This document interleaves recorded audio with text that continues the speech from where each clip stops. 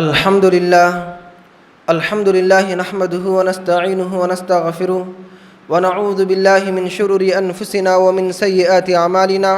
من يهده الله فلا مضل له ومن يضلل فلا هادي له، وأشهد أن لا إله إلا الله وحده لا شريك له، وأشهد أن محمدا عبده ورسوله. أما بعد، فإن خير الحديث كتاب الله، وخير الهدي هدي محمد صلى الله عليه وسلم، وشر الأمور محدثاتها، وكل محدثة بدعة، وكل بدعة ضلالة، وكل ضلالة في النار.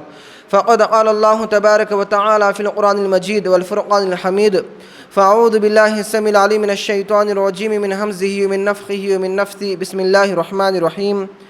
مثل الذين ينفقون أموالهم في سبيل الله كمثل حبة أنبتت 7 سنابل في كل سنبلة 100 حبة والله يضاعف لمن يشاء والله واسع عليم. وقال النبي صلى الله عليه وسلم: ما من يوم يصبح العباد فيه إلا وملكان ينزلان يقول أحدهما اللهم أعط خلقا، ويقول آخر ممسكا تلفا. رواه البخاري، رواه مسلم. صدق الله المولانا العظيم، وبلغنا رسوله النبي الأمين الكريم، ونحن على ذلك لمن الشاهدين والشاكرين، والحمد لله رب العالمين.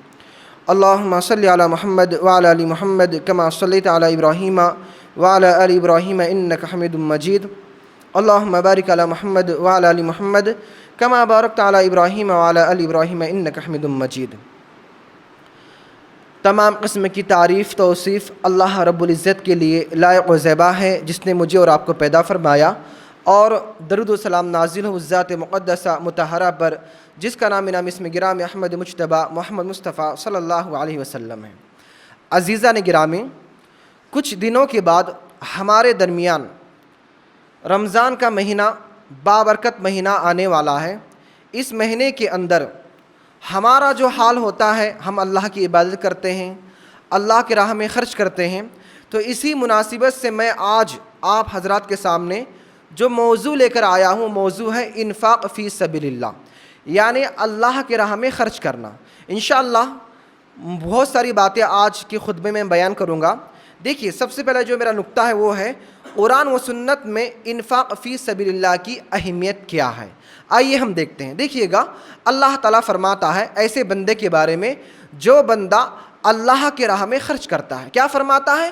مثل الذین ينفقون اموالهم فی سبیل اللہ کمثل حبۃ انبتت 7 سنابل فی کل سنبلۃ 100 حبۃ واللہ یضاعف لمن یشاء واللہ واسع علیم. کہ اللہ فرماتا ہے ایسے بندے کے بارے میں، کہ اللہ فرماتا ہے کہ اس بندے کی مثال، جو بندہ اللہ تعالیٰ کے راہ میں مال خرچ کرتا ہے، اس نے ایک دانہ لگایا. ایسی مثال، ایسی دانے کی مثال ہے. اس نے ایک دانہ لگایا، ایک دانے کی سی ہے جو دانہ زمین میں بویا گیا، اور اس دانے سے 7 بالیاں نکل آئی، اور ان 7 بالیوں پہ 700 دانے. اور اللہ تعالیٰ جس کے لیے چاہتا ہے اس کے اجر کو بڑھا دیتا ہے، اور اللہ تعالیٰ علم والا ہے، اسوات والا ہے. اس آیت میں اللہ تعالیٰ نے ایک مثال دی ہے کہ اللہ نے یہ بات بتائی، اگر تم اللہ کی راہ میں 1 روپیہ خرچ کرو گے، 1 روپیہ، اس کی کوئی اہمیت نہیں ہے، لیکن اللہ تعالیٰ اس 1 روپے کو 700 روپے کے برابر اجر بڑھا کے تمہیں عطا کرے گا اور تمہیں لوٹائے گا. ایک مثال میں آپ کو دیتا ہوں. دیکھیے، ہم جو اللہ کے راہ میں جو مال خرچ کرتے ہیں، حالانکہ مال جو ہے وہ کس کا ہے؟ اللہ تعالیٰ کا ہے. اب مال کا اصل مالک اللہ تعالیٰ ہے. اللہ جسے چاہتا ہے فقیر بناتا ہے، تو جسے چاہتا ہے غنی بناتا ہے. کسی کو اللہ تعالیٰ مال کم دیتا ہے تو کسی کو اللہ تعالیٰ مال زیادہ دیتا ہے. اور اللہ نے جس کو مال زیادہ دیا ہے تو اللہ نے یہ نہیں کہا کہ تم مجھے مال دو، بلکہ اللہ نے یہ کہہ دیا کہ میرے راہ میں جو غریب بندے ہیں، جو مساکین بندے ہیں، جو فقیر بندے ہیں، جو محتاج بندے ہیں، تم ان پر خرچ کرو. گویا تم میرے راہ میں خرچ کرنا ہو گیا، اور تمہیں اللہ تعالیٰ اس کا مال کہیں زیادہ بڑھا کر دے گا. ایک مثال دیتا ہوں. ایک آدمی، ایک مالدار آدمی آپ سے کہے کہ فلاں آدمی کو آپ 100 روپے آج دے دو، اور میں اس کے بدلے میں کل تمہیں 700 روپے دوں گا، تو ہمیں یہ جو تجارت لگے گی یہ نفع کی تجارت لگے گی، اور ہم حیل و حجت نہیں کریں گے، اور ہم فوراً کسی کو 100 روپے دے دیں گے. لیکن جو اللہ رب العالمین، جو تمام خزانوں کی چابیوں کا مالک ہے، جس کے پاس بہت سارے خزانے ہیں، کبھی اس کا خزانہ ختم ہونے والا نہیں ہے۔ دنیا کے خزانے ختم ہو جائیں گے، دنیا کا کتنا ہی مالدار آدمی کیوں نہ رہنے دو، اس کا مال ختم ہونے کا اسے اندیشہ رہتا ہے، لیکن اللہ کے پاس جو خزانہ ہے، کچھ بھی ہو جائے اللہ کے خزانے میں ذرہ برابر بھی کمی نہیں آئے گی۔ تو پھر ہمیں یہاں پر حیل حجت نہیں کرنا چاہیے، جتنا ہو سکے اللہ کے راہ میں خرچ کرنا چاہیے۔ اللہ فرماتا ہے قرآن کریم میں، وَمَا تُقَدِّمُوا لِأَنفُسِكُم مِّن خَيْرٍ تَجِدُوهُ عِندَ اللَّهِ، جو کچھ تم اپنے ہاتھوں کے ذریعے اللہ کے ہاں آگے بھیجتے ہو تو تم اللہ کے ہاں اسے پاؤ گے، ہوا خیر و اعظم اجرا، اور اتنا ہی نہیں بلکہ اپنے اصل عمل سے کہیں زیادہ اجر پاؤ گے، اللہ تعالیٰ اسے عطا کرے گا، کہیں زیادہ کرے گا۔ اور یاد رکھیے گا کہ دنیا میں ہم جو کچھ اللہ کے راہ میں خرچ کرتے ہیں، اللہ کے راہ میں دیتے ہیں، لوگوں کی مدد کرتے ہیں، اللہ کو خوش کرنے کے لیے، اللہ کو راضی کرنے کے لیے جتنا ہو سکے ہم اللہ کے راہ میں مال خرچ کرتے ہیں، تو اللہ تعالیٰ قیامت کے دن اس کا ہمیں بہترین اجر عطا کرے گا، اور ہمارے لیے بہت سارے فوائد ہوں گے، انشاءاللہ آگے بیان کروں گا۔ اس کے بعد دیکھیے اللہ تعالیٰ ایسے لوگوں کے بارے میں ذکر کرتا ہے جو لوگ دین کے اجالے میں، رات کے اندھیرے میں اعلانیہ طور پر یعنی ظاہر کر کے اور چھپا کر اللہ کے راہ میں خرچ کرتے ہیں۔ اللہ فرماتا ہے الذین ينفقون اموالهم باللیل والنہار سرا وعلانیۃ فلہم اجرہم عند ربہم ولا خوف علیہم ولا هم یحزنون، کہ اللہ تعالیٰ فرماتا ہے جو لوگ اللہ کی راہ میں اپنا مال خرچ کرتے ہیں، دین کے اندر یا رات کے اندر چھپا کر یا ظاہر کر کے، تو اللہ تعالیٰ فَلَهُمْ أَجْرُهُمْ عِنْدَ رَبِّهِمْ، تو ان کا جو اجر ہے اللہ کے پاس بہت زیادہ ہے، اور نہ ان پر کوئی خوف ہوگا اور نہ کوئی غم ہوگا۔ اس کے بعد دیکھیے ایک اور بات بتا دوں میں آپ کو کہ انسان اصل نیکی کو اس وقت تک نہیں پا سکتا جب تک کہ وہ اپنی محبوب ترین چیز، جو چیز اس کو اپنے چیزوں میں سب سے زیادہ پسند ہے، وہ چیز اللہ کے راہ میں خرچ نہ کرے۔ جیسا کہ اللہ نے فرمایا چوتھے پارے کے شروع میں سورہ آل عمران کے اندر کہ لن تنالوا البر حتی تنفقوا مما تحبون، کہ تم اس وقت تک ہرگز لن کا جو معنی ہوتا ہے نا، لن جو آتا ہے یہ تاکید کے لیے ہے، ایک ہوتا نہیں اور ایک ہوتا ہرگز نہیں۔ ہرگز نہیں یہ الفاظ میں بات میں وزن پیدا کرتا ہے، بات میں تاکید پیدا کرتا ہے کہ لن تنالوا البر حتی تنفقوا مما تحبون، تم ہرگز اس وقت تک اصل نیکی کو نہیں پا سکتے جب تک کہ تم اپنی محبوب ترین چیز اللہ کے راہ میں خرچ کرو۔ اب دیکھیے محبوب ترین چیزیں کیا ہوتے ہیں، جیسے ہمارا کوئی اچھا سا مال ہے جو ہم نے محنت سے کما کر رکھا ہے، یا ہماری کوئی اچھی سی جگہ ہے، یا کوئی ایسی چیز ہے جو اچھی سی ہے جو ہمیں بہت پیاری لگتی ہے، اسے بھی اللہ کے راہ میں خرچ کرنا۔ آئیے ایک روایت ہم دیکھتے ہیں، حضرت انس رضی اللہ تعالیٰ عنہ بیان کرتے ہیں کہ انصار مدینہ میں حضرت ابو طلحہ رضی اللہ تعالیٰ عنہ یہ بہت مالدار شخص تھے، اور ان کے پاس ایک باغیچہ تھا، ایک باغ تھا جو مسجد کے سامنے تھا، جس کا پانی بہت ہی عمدہ تھا، اور نبی کریم صلی اللہ علیہ وسلم اس باغ میں جاتے، وہاں کا پانی نوش فرماتے۔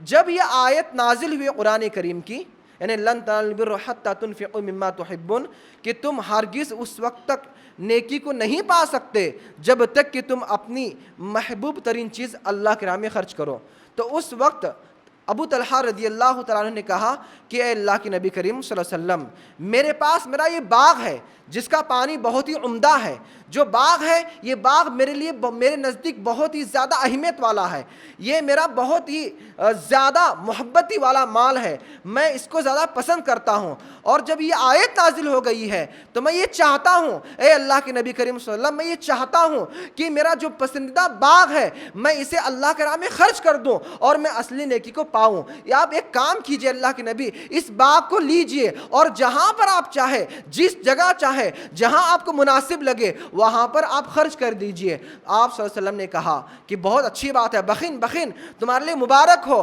تم نے جو سوچا ہے بہت ہی بہترین بات ہے، آگے بڑھو، لیکن میرا یہ خیال ہے تم اسے میرے حوالے مت کرو بلکہ تم اپنے رشتہ داروں میں اسے خرچ کرو، تمہارے لیے زیادہ بہتر ہوگا۔ چنانچہ روایتوں میں آتا ہے ابو طلحہ رضی اللہ تعالیٰ عنہ نے اس باغ کو اپنے رشتہ داروں اور اپنے چچرے بھائیوں میں خرچ کر دیا، چچرے بھائیوں میں تقسیم کر دیا۔ تو معلوم یہ ہوتا ہے میرے دوست اور بھائیوں کہ اللہ کی راہ میں ایسا مال خرچ کرنا، اللہ کی راہ میں ایسا مال خرچ کرنا جو ہمارے نزدیک سب سے زیادہ پسندیدہ ہے، جسے جس مال کو ہم سب سے زیادہ محبت کرتے ہیں۔ یاد رکھیے جس طریقے سے ماں باپ کی محبت ہمارے دل میں ہے، فطرت میں ہے، اولاد کی محبت ہماری فطرت میں ہے، ایسی ہی اللہ نے مال کی محبت کو ہماری فطرت میں رکھا۔ فطرت ہے ایک انسان کی کہ جب انسان مال کماتا ہے، گھر بناتا ہے، جائیداد خریدتا ہے، زمین خریدتا ہے، یا اس طریقے سے جو چیزیں دکان ہے، مکان ہے، جو چیزیں وہ خریدتا ہے، اس کی محبت اس کے دل میں بہت زیادہ ہوتی ہے اور اس کو خرچ کرنا یہ اس کے لیے بہت ہی مشکل ہوتا ہے۔ لیکن میرے دوست اور بھائیوں، اصل مومن وہی ہے، اصل مسلمان وہی ہے جو اتنی محبت کے باوجود اپنی محبت کو اللہ کی راہ میں نچھاور کر دے، اللہ کی راہ میں خرچ کر دے۔ اور یاد رکھیے ایک اور مقام پر اللہ نے سخت تنبیہ کی ہے ایسے لوگوں کے بارے میں جو لوگ اللہ کی راہ میں مال خرچ نہیں کرتے ہیں، اپنے ہاتھ کو باندھ لیتے ہیں، بخل کرتے ہیں، کنجوسی سے کام لیتے ہیں۔ اللہ فرماتا ہے ہا انتم ہؤلاء تدعون لتنفقوا فی سبیل اللہ، کہ اللہ فرماتا ہے کہ میں تمہیں بلا رہا ہوں، تم میں ایسے لوگ ہیں جنہیں اللہ نے مال دیا ہے جو اللہ کی راہ میں خرچ کرتے ہیں۔ اور اللہ فرماتا ہے وَمَن يَبْخَلْ عَن نَفْسِهِ، اگر کوئی آدمی اللہ کی راہ میں خرچ کرنے سے بخل کرتا ہے، کنجوسی سے کام لیتا ہے، تو گویا وہ کیا کرتا ہے؟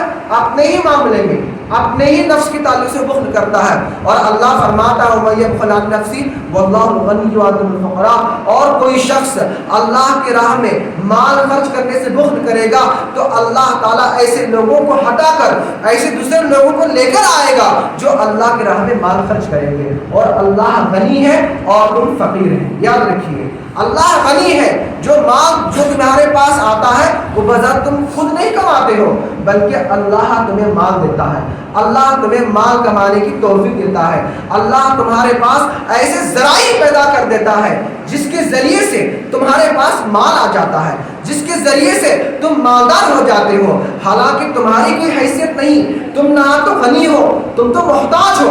اللہ نے تمہیں ایسا بنایا، اللہ نے تمہیں ایسا بنایا کہ تمہارے پاس مال اللہ تعالیٰ دے رہا ہے، حالانکہ اگر اللہ مال چھیننا چاہے، اگر کسی کے پاس پوری دنیا موجود ہو، دنیا کا مالک ہو، سپر پاور ہے، اگر اللہ چاہے ایک لمحے کے اندر اس کی حالت کو ایک دم حالت بے کر سکتا ہے۔ یہ اللہ کی شان ہے، یہ اللہ کی خلقت اور اللہ کی حکمت ہے۔ اس لیے انسان کو ہمیشہ اپنے مال کے معاملے میں اللہ سے ڈرنا چاہیے اور اپنے گناہوں سے بچنا چاہیے۔ اور یاد رکھیے گا سورہ سبا میں اللہ تعالیٰ نے فرمایا کہ تم لوگ جو کچھ بھی کم ہو یا زیادہ ہو اللہ کے راہ میں خرچ کرتے ہو نا، تو اللہ تعالیٰ ہی اس مال کو تمہیں لوٹاتا ہے، واپس کر دیتا ہے، اللہ ہی رزق دینے والا۔ اگر تم اللہ کے راہ میں آج مال خرچ کرو گے تو اللہ تعالیٰ اسے اور عطا کرے گا۔ یعنی جس کے پاس جتنا بھی مال ہے، کسی کے پاس کم مال ہے تو کسی کے پاس زیادہ مال ہے، تو یہ اللہ نے دیا ہے۔ اور اللہ فرماتا ہے سورہ سبا کے اندر وَمَا أَنفَقْتُم مِّن شَيْءٍ فَهُوَ يُخْلِفُهُ، جو کچھ تم اللہ کی راہ میں خرچ کرتے ہو تو اللہ تعالیٰ تمہیں وہی مال لوٹاتا ہے، وَهُوَ خَيْرُ الرَّازِقِينَ، اور اللہ تعالیٰ بہترین رزق دینے والا ہے۔ میرے دوست اور بھائیوں، لہٰذا ان تمام آیات کا خلاصہ یہ ہے کہ اللہ تعالیٰ نے اپنے راہ میں خرچ کرنے کی ترغیب دلائی، اور جو لوگ اللہ کے راہ میں خرچ کرتے ہیں اللہ تعالیٰ انہیں دنیا میں مزید مال دینے کا وعدہ کیا ہے، اور اللہ ہی مال دینے والا ہے، اور قیامت کے دن آخرت میں اللہ تعالیٰ اس کا بہترین اجر عطا فرمائے گا۔ اور یاد رکھیے ایسا بندہ روزانہ جو بھی ہے، اس کی جو بھی حیثیت ہے، جتنی بھی اس کی طاقت ہے، اللہ کی راہ میں خرچ کرتا ہے، تو اس کے بارے میں ایک حدیث آتی ہے کہ اللہ کے نبی کریم حضرت ابو ہریرہ رضی اللہ عنہ سے روایت ہے، رسول اکرم صلی اللہ علیہ وسلم نے ارشاد فرمایا کہ ما من یوم یصبح العباد فیہ الا ملکان، جب کوئی بندہ صبح کرتا ہے تو دو فرشتے آتے ہیں، تو اللہ تعالیٰ جو ہے دو فرشتوں کو نازل کرتے ہیں، یقول احدہما، دو فرشتوں میں سے ایک فرشتہ کہتا ہے اللہم آتی خلقا، اے اللہ عطا کرنے والے کو اور عطا کر، مال اور عطا کر، جو تیرے راہ میں مال عطا کرتا خرچ کرتا ہے اسے اور عطا کر، وَيَقُلْ آخَرُ مُمْسِكًا تَلَفًا، اور دوسرا فرشتہ کہتا ہے اے اللہ جو مال تیرے راہ میں خرچ نہیں کرتا تو اس کے مال کو تباہ کر دے۔ صحیح بخاری اور صحیح مسلم کی روایت ہے۔ یعنی اللہ کی راہ میں مال خرچ کرنا، گویا فرشتے اس کے لیے دعا کرتے ہیں اور اللہ تعالیٰ اسے مال میں جتنا وہ مال خرچ کرے گا اللہ اس کے لیے اتنے دروازے کھول دیں گے جس کو وہم و گمان بھی نہیں ہوگا۔ اور حضرت عبداللہ بن عمر رضی اللہ تعالیٰ عنہ فرماتے ہیں کہ نبی کریم صلی اللہ علیہ وسلم کا ارشاد ہے، یاد رکھیے حسد یعنی رشک جو ہے، ایک حسد الگ ہوگا، رشک جو ہے وہ صرف دو معاملے میں دو انسانوں کے اوپر ہے۔ وہ کیا کیا ہے آئیے دیکھتے ہیں۔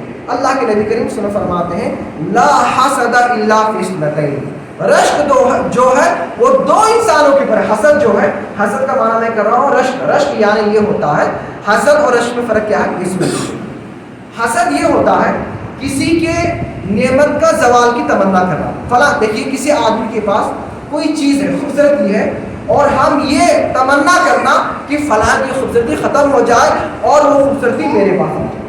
اور رشک یہ ہے کہ اللہ نے جو فلاں آدمی کو خوبصورتی یا فلاں آدمی کو جو علم دیا ہے اللہ تعالیٰ مجھے بھی ویسے علم عطا کرے جیسے اللہ نے اسے علم عطا کیا ہے، اللہ خوبصورتی مجھے بھی دے جیسے اسے اللہ نے عطا کیا ہے۔ یہ ہوتا ہے رشک۔ تو میں رشک کی ترجمہ کر رہا ہوں لا حسد الا فی اثنتین، رشک صرف دو انسانوں کے اوپر، دو چیزوں کے معاملے میں۔ رجل آتاہ اللہ القرآن، ایک آدمی جس کو اللہ تبارک و تعالیٰ نے قرآن دیا اور قرآن کی سمجھ دیا، میں قرآن صحیح طریقے سے پڑھتا ہوں، تجوید سے قرآن کو پڑھ سکتا ہوں، قرآن کو سمجھنے کی طاقت رکھتا ہو، اور وہ آدمی اللہ نے قرآن کی صحیح سمجھ یا قرآن اللہ نے اسے ادا کیا ہو تو کیا کرتا ہے وہ آدمی فَهُوَ يَقُومُ اللَّيْلَ وَالنَّهَارَ، تو اس قرآن کو جو ہے رات اور دن میں اس قرآن کی تلاوت کرتا ہے۔ تو ایسے آدمی کے لیے ہم رشک کر سکتے ہیں کہ اللہ تعالیٰ مجھے بھی اس آدمی جیسا بنائے اور اللہ تعالیٰ مجھے بھی اس آدمی جیسے قرآن کی سمجھ اور قرآن کو پڑھنے والا بنائے تاکہ میں بھی قرآن کو دن اور رات پڑھوں۔ وَرَجُلٌ آتَاهُ اللَّهُ مَالًا، اور دوسرا آدمی وہ ہے جس کو اللہ تعالیٰ نے مال عطا کیا ہے فَهُوَ يُنْفِقُ بِاللَّيْلِ وَالنَّهَارِ، اور وہ آدمی رات اور دن اللہ کی راہ میں خرچ کرتا ہے۔ تو تاکہ یہ سوچے کہ اللہ نے جیسے فلاں آدمی کو مال دیا ہے ویسی اللہ تعالیٰ مجھے مال عطا کرے اور میں بھی اسی آدمی کی طرح اللہ کی راہ میں دن اور رات میں خرچ کروں۔ تو اس طریقے سے اگر یہ انسان سوچے گا تو یہاں یہ جائز ہے، اور ہر انسان کو یہ سوچ ہونی چاہیے کہ اللہ مجھے بھی قرآن کی علم دے اور میں بھی قرآن پر ایسی عمل کروں جسے فلاں آدمی کر رہا ہے، اور اللہ تعالیٰ مجھے ایسے مال عطا کرے جسے فلاں آدمی کو اللہ نے مال عطا کیا اور فلاں آدمی اللہ کے راہ میں کیسے خرچ کرتا ہے میں بھی ویسے خرچ کروں۔ صحیح بخاری کی اور صحیح مسلم کی روایت ہے۔ اور یاد رکھیے اللہ تعالیٰ فرماتا، حضرت ابو ہریرہ رضی اللہ تعالیٰ عنہ سے روایت ہے، نبی کریم صلی اللہ علیہ وسلم نے فرمایا کہ اللہ فرماتا ہے، حدیث قدوسی ہے کہ اللہ فرماتا ہے یا ابن آدم، اے ابن آدم انفق، تو میرے راہ میں خرچ کر، انفق علیک، میں تیرے اوپر خرچ کروں گا۔ یعنی تو جتنا تو میرے راہ میں خرچ کرے گا یہ میرا وعدہ ہے کہ میں تیرے اوپر خرچ کروں گا۔ اور یہ روایت صحیح بخاری اور صحیح مسلم کی ہے۔ آئیے یہ کچھ اہمیت تھی جو میں نے آپ کے سامنے ذکر کیا انفاق فی سبیل اللہ کی اہمیت قرآن و سنت میں۔ آگے چلتے ہیں انفاق فی سبیل اللہ کے فضائل اور کچھ فوائد آپ کے سامنے ذکر کروں گا۔ دیکھیے گا نمبر 1، انفاق فی سبیل اللہ ایک نفع بخش تجارت ہے۔ ہم کوئی بزنس کرتے ہیں اور بزنس ہم کب کرتے ہیں جب ہمیں اس بات کی امید ہوتی ہے کہ اس تجارت کے اندر، اس بزنس کے اندر فلاں فائدہ ہے اور اس کے اندر اتنا نفع ہے اور نقصان نہیں ہے۔ جب بھی ہم کوئی تجارت کریں گے نا، ہم ہرگز وہ تجارت نہیں کریں گے جس کے اندر ظاہری طور نقصان ہے، سمجھ میں آ رہا ہے فوراً نہیں کریں گے نا۔ تو یاد رکھیے ایسے ہی اللہ کی راہ میں خرچ کرنا ایک نفع بخش تجارت ہے۔ فرمان باری تعالیٰ ہے، اللہ فرماتا ہے ان الذین یتلون کتاب اللہ واقاموا الصلاۃ وانفقوا مما رزقناہم سرا وعلانیۃ یرجون تجارۃ لن تبور، کہ اللہ فرماتا ہے کہ جو لوگوں کی کتاب دی گئی ہے وہ لوگ اللہ تعالیٰ کتاب کو پڑھتے ہیں، نمازوں کو قائم کرتے ہیں اور اللہ تعالیٰ کی راہ میں خرچ کرتے ہیں جو اللہ نے انہیں عطا کیا ہے، اور وہ ایسا خرچ کرنا ہے تجارت لن تبور، وہ ایسی تجارت ہے کبھی خسارہ نہیں ہوگا اس تجارت کے اندر۔ لیوفیہم اجورہم ویزیدہم من فضلہ، اور اللہ اس لیے وہ خرچ کرتے ہیں تاکہ اللہ تعالیٰ ان کے اجر کو بھر دے اور ان کے مال کو اور زیادہ کر دے۔ تو اس آیت سے معلوم ہوتا ہے کہ اللہ کی راہ میں کوئی مال خرچ کرنا یہ کبھی بھی خسارے کا سودا ہو ہی نہیں سکتا ہے. جتنا آپ اللہ کی راہ میں خرچ کرو گے اللہ تعالیٰ تمہیں غیب سے اتنی مدد کرے گا اور اللہ تعالیٰ عطا کرے گا. اور یاد رکھیے کہ اللہ کے فرمان ہے ان تقرضوا اللہ قرضا حسنا یضاعف لكم ویغفر لكم واللہ شکور حلیم، کہ اللہ فرماتا ہے کہ جو شخص اللہ تعالیٰ کو قرض حسنہ دے گا تو اللہ تعالیٰ اس کا جو قرض حسنہ ہے، جو قرض اللہ کو اس نے دیا ہے، اللہ تعالیٰ اسے بڑا چڑھا کر اسے دوبارہ عطا کریں گے. اور اللہ تعالیٰ جو ہے قدردان ہے اور بردبار ہے. مطلب اس آیت کے اندر اللہ نے بتایا کہ جو اللہ کی راہ میں جو مال خرچ کرتے ہیں، اللہ کی راہ میں جو مال خرچ کرتے ہیں، گویا اللہ تعالیٰ کو ہم قرض حسنہ دے رہے ہیں اور اللہ تعالیٰ اس کے بدلے ہمیں کئی زیادہ مال عطا کرتا ہے. اور اس آیت میں جو ہے یہ بات جو بیان کی گئی ہے کہ جو مال اللہ کے راہ میں خرچ کریں گے وہ قرض حسنہ ہے اللہ کے لیے، حالانکہ مال جو اللہ کا ہے اور مال کا جو مالک ہے وہ اللہ تعالیٰ ہی ہے. اس کے بعد دیکھیے اللہ تعالیٰ فرماتا ہے کہ صدقات جو تم جتنا کرو گے، صدقات کی اللہ تعالیٰ جو ہے تربیت، یعنی صدقات کو اللہ تعالیٰ بڑھاتا ہے اور سود کو اللہ تعالیٰ مٹا دیتا ہے. آج دیکھیے سود کا زمانہ ہے، لوگ جو ہے سود پر پیسہ دیتے ہیں، سود کے ذریعے پیسہ کماتے ہیں اور صدقات نہیں دیتے اللہ کی راہ میں، بلکہ سود کو دے کر سود کا مال کماتے ہیں. حالانکہ سود کے بارے میں بہت سارے احادیث وعید ہیں، آج وہ بیان نہیں کروں گا، لیکن اللہ نے جو بات بیان کی ہے کہ یمحق اللہ الربا ویربی الصدقات، کہ اللہ فرماتا ہے کہ اللہ سود کو مٹا دیتا ہے اور صدقات کو بڑھا دیتا ہے. سود کے ذریعے مال بڑھتا ہے، یاد رکھیے، اور صدقات کے ذریعے مال بڑھتا ہے. صدقات کے ذریعے اللہ تعالیٰ مال کے اندر برکت دیتا ہے، صدقات کے ذریعے گھر کے اندر رونق آتی ہے، صدقات کے ذریعے مشکلات دور ہو جاتے ہیں، صدقات کے ذریعے قیامت کے دن بہت ساری مشکلات جو ہے دور ہو جاتے ہیں. انشاءاللہ آگے بتاؤں گا. تو بتانے کا جو مقصد ہے وہ یہی ہے کہ سود جب انسان لیتا ہے اسے لگتا ہے کہ ظاہری فائدہ ہو رہا ہے، لگتا ہے ظاہری فائدہ، لیکن اگر دیکھا جائے سود جو ہے مال کو گھٹا دیتا ہے، سود جو ہے گھر کے اندر بے برکتی لے کر آتا ہے، سود کے ذریعے جو ہے اولاد نافرمان ہوتی ہے، سود کے ذریعے انسان جہنم سے نزدیک اور جنت سے دور ہوتا ہے، اور صدقات کے ذریعے انسان جنت سے قریب اور جہنم سے دور ہو جاتا ہے. میرے دوست اور بھائی، آئیے دیکھتے ہیں کہ اللہ کس طریقے سے اللہ تعالیٰ جو ہے سود کو مٹاتا ہے اور صدقات کو بڑھا دیتا ہے. حدیث میں آتا ہے کہ اللہ تعالیٰ صدقات کی پرورش کیسے کرتا ہے. اس کی وضاحت ایک حدیث میں ہے کہ نبی کریم صلی اللہ علیہ وسلم اس فرمان، ابو ہریرہ رضی اللہ تعالیٰ فرماتے ہیں کہ نبی کریم صلی اللہ علیہ وسلم نے ارشاد فرمایا من تصدق بعدل تمرۃ من کسب طیب، کہ جو شخص اللہ کی راہ میں ایک کھجور صدقہ کرتا ہے تو اللہ تعالیٰ پاکیزہ مال کو کیا کرتے ہیں؟ قبول کرتے ہیں. ولا يقبل الله الا الطیبہ، اور اللہ تعالیٰ پاکیزہ مال کے علاوہ دوسرا مال کا صدقہ قبول نہیں کرتے. یعنی کہ حرام کمائی کیا ہوا صدقہ اللہ تعالیٰ قبول نہیں کرتے، بلکہ حلال کمائی کا کیا ہوا ہی صدقہ اللہ تعالیٰ کیا کرتے ہیں؟ قبول کرتے ہیں. فإن الله يقبلها بيمينه، آپ جب کوئی بندہ اللہ کی راہ میں صدقہ کرتا ہے تو اللہ تعالیٰ کیا کرتے ہیں؟ اسے اپنے دائیں یعنی سیدھے ہاتھ سے قبول کر لیتے ہیں. ثم يربيها لصاحبها، اور اللہ تعالیٰ اس بندے کے کیے ہوئے پاکیزہ مال کے صدقے کو ایسے اس کی پرورش کرتے ہیں. اللہ نے فرماتے ہیں کما یربی احدکم فلوہ، جیسے تم میں سے کوئی آدمی اپنے بچڑے کی پرورش کرتا ہے. آپ نے دیکھا وہ جو کھیت والے ہیں، جب کوئی بچڑا پیدا ہوتا ہے، چاہے گائے کا ہو چاہے بھینس کا ہو، کس طریقے سے اس کو سنبھالتا ہے، اس کے ناخن کاٹتا ہے، اس کی پرورش کرتا ہے، کتوں سے دور رکھتا ہے تاکہ اس میں کتا حملے نہ کرے اور اس پر کوئی نقصان نہ پہنچائے. ایسے ہی اللہ تعالیٰ اپنے بندے کا حلال کمائی سے کیا ہوا صدقے کی اللہ تعالیٰ ایسی پرورش کرتے ہیں جیسے ہم میں سے کوئی بچڑے کی طرح کرتا ہے. حتیٰ تکون من الجبل، یہاں تک کہ وہ چھوٹا سا صدقہ اللہ کے راہ میں کیا ہوا یہاں تک کہ پہاڑ کی مانند ہو جاتا ہے، یعنی اس کا اجر و ثواب ایک پہاڑ کے برابر ہو جاتا ہے. اور روایت صحیح بخاری اور صحیح مسلم کی ہے. نمبر 2، صدقہ قیامت کے روز انسان پر سایہ کرے گا. کیسے کرے گا؟ آئیے دیکھتے ہیں. میرے دوستوں اور بھائیوں، ابھی جو ہماری حالت ہے، مارچ کا مہینہ چالو ہے، سورج ہم سے کتنا کروڑوں میل دور ہے ہم سب جانتے ہیں نا. سورج نزدیک نہیں ہے، کروڑوں میل ہم سے دور ہے، اور آج تک سائنس پتہ نہیں لگا کتنا زیادہ دور ہے۔ اتنا کہتی ہے کہ کروڑوں میل کے مسافت تک سورج ہے۔ جب سورج اتنا دور ہے، ہم میں سے کوئی آدمی ایسا ہے جو ننگے جسم 1 گھنٹہ دھوپ کے اندر کھڑا ہو کر دکھائے؟ نہیں رہ سکتا ہے۔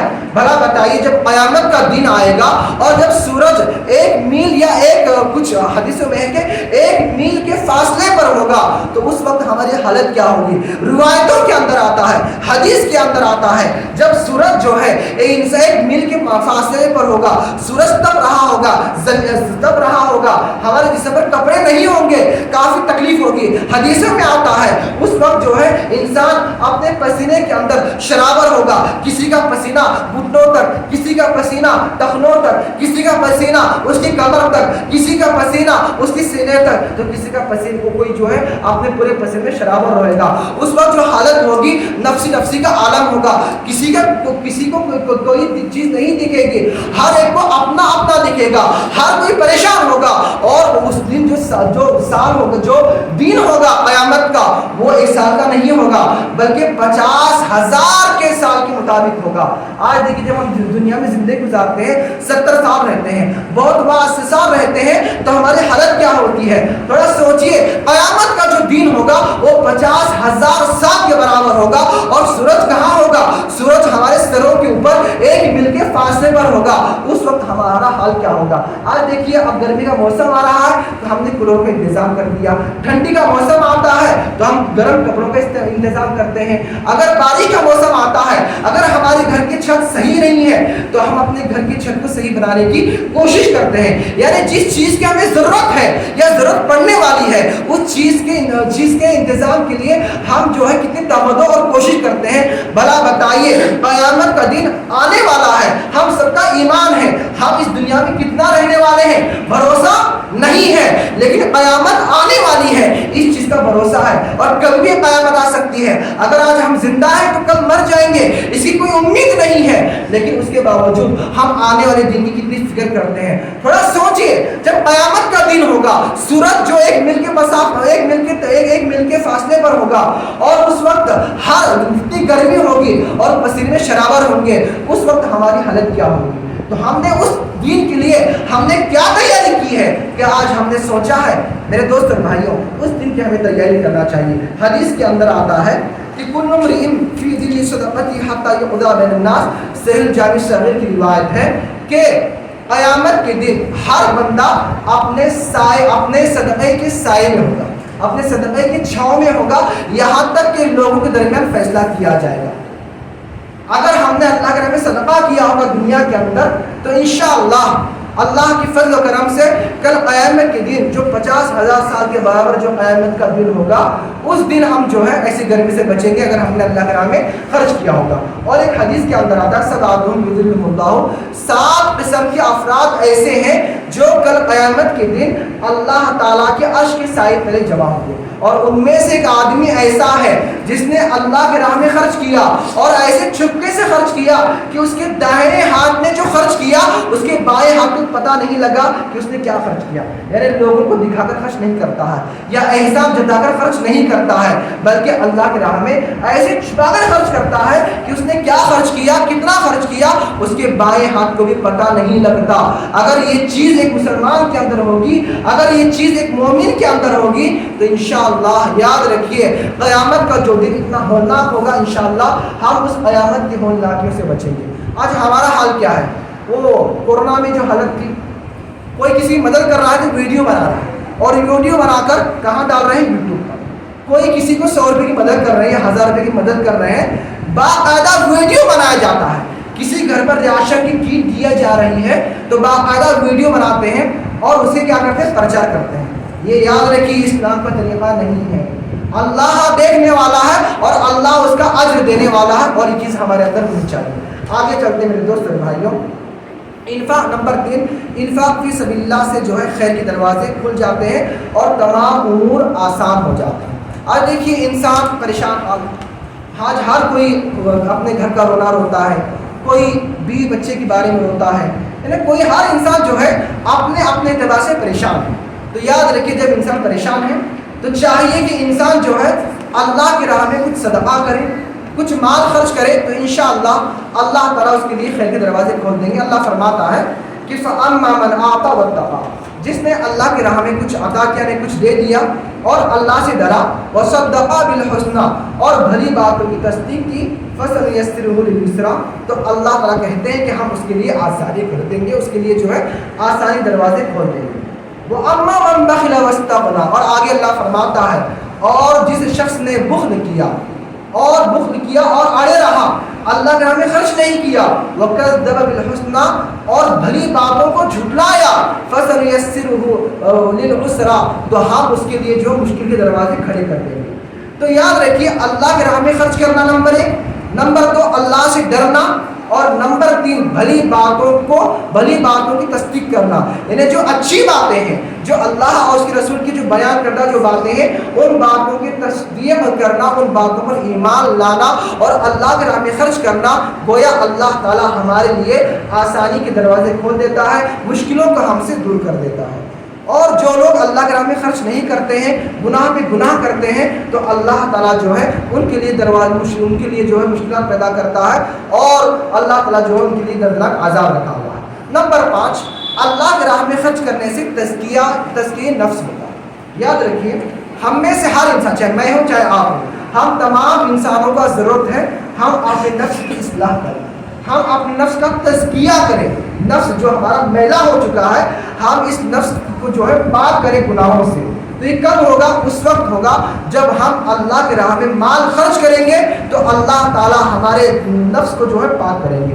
قرآن کریم میں اللہ فرماتا ہے خُذْ مِنْ أَمْوَالِهِمْ صَدَقَةً تُطَهِّرُهُمْ وَتُزَكِّيهِمْ بِهَا وَصَلِّ عَلَيْهِمْ، کہ اللہ فرماتا اے نبی کریم صلی اللہ علیہ وسلم، اپنے مسلمانوں سے ان کا مال لے لو اور مال لے کر صدقہ کرو، اور اس صدقے کے ذریعے تُزَكِّيهِمْ، انہیں پاک کرو، وَتُزَكِّيهِمْ، اور ان کا تزکیہ کرو، وَصَلِّ عَلَيْهِمْ، اور ان کے لیے دعائے مغفرت کرو، إِنَّ صَلَاتَكَ سَكْنٌ لَهُمْ، اے اللہ کے نبی، اے نبی تمہاری دعا جو ہے ان مسلمانوں کے لیے نفع بخش ہے، سکون کا باعث ہے۔ تو معلوم یہ ہوتا ہے کہ اللہ کی راہ میں صدقہ کرنا، اللہ کی راہ میں صدقہ کرنا یہ نفس کو پاک کر دیتا ہے، نفس کا تزکیہ کر دیتا ہے۔ انشاءاللہ اگلے خطبہ جمعہ میں اور بہت ساری باتیں بیان کروں گا۔ تو اس قرآن کریم کی آیت سے معلوم ہوتا ہے کہ 3 فوائد ہوتے ہیں صدقہ کرنے سے۔ نمبر 1، انسان گناہوں سے پاک ہو جاتا ہے صدقہ کرنے سے۔ نمبر 2، صدقہ کرنے کے بعد باقی ماندہ مال بھی جو ہے پاکیزہ ہو جاتا ہے۔ یعنی دیکھیے ہمارا جو مال ہے، جب اللہ کے راہ میں ہم زکوٰۃ دیں گے تو زکوٰۃ جو ہے یہ مال کا میل اور کچیل ہے، اور جب زکوٰۃ دے دیں گے تو باقی جو مال بچا وہ بھی کیا ہو گیا؟ پاک ہو گیا۔ اور نمبر 3، خرچ کرنے والے کا نفس مال کی محبت، حرص، اور اس طریقے سے دولت کی محبت، حرص، لالچ اور بخل جیسی امراض سے بھی وہ کیا ہو جاتا ہے؟ پاک ہو جاتا ہے۔ یہ کچھ فوائد جو میں نے آپ کے سامنے ذکر کیا، اللہ سے دعا ہے اللہ تعالیٰ مجھ کو آپ کو نیک سلامت توفیق عطا فرمائے، اور اللہ سے دعا ہے کہ اللہ تعالیٰ نے ہم میں جن لوگوں کو جو مال دیا ہے اس مال کو ہم اللہ کے راہ میں خرچ کرنے کی ہمیں توفیق عطا فرما، اور اللہ تعالیٰ اس مال کی صدقے کے ذریعے ہمارے لیے فائدہ مند تجارت عطا فرما، اور ہمارے لیے ہمارے اعمال کو آگے پہنچا دے، جس سے قیام دن ہمارا فائدہ ہو جائے۔ آمین رب العالمین، وما لنا الا المبین، ونفعنا وإياكم بالآيات والذكر الحكيم، إنه تعالى جواد كريم ملك بر غفور رحيم۔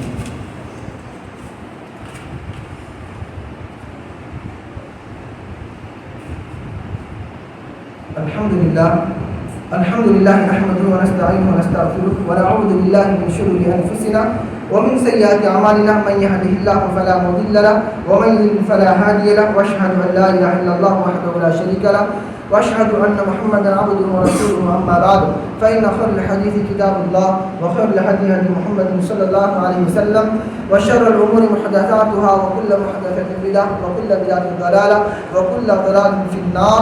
إن الله وملائكته يصلون على النبي يا أيها الذين آمنوا صلوا عليه وسلموا تسليما۔ اللهم صل على محمد وعلى آل محمد كما صليت على إبراهيم وعلى آل إبراهيم إنك حميد مجيد۔ اللهم بارك على محمد وعلى آل محمد كما باركت على إبراهيم وعلى آل إبراهيم إنك حميد مجيد۔ عباد الله رحمني ورحمكم الله، إن الله يأمر بالعدل والإحسان وإيتاء ذي القربى وينهى عن الفحشاء والمنكر والبغي يعظكم لعلكم تذكرون، واذكروا الله يذكركم وادعوه يستجب لكم، ولذكر الله تعالى أعلى وأولى وعز وجل وأكبر، والله يعلم ما تصنعون، أقيموا الصلاة۔ صفوں کو درست کیجیے.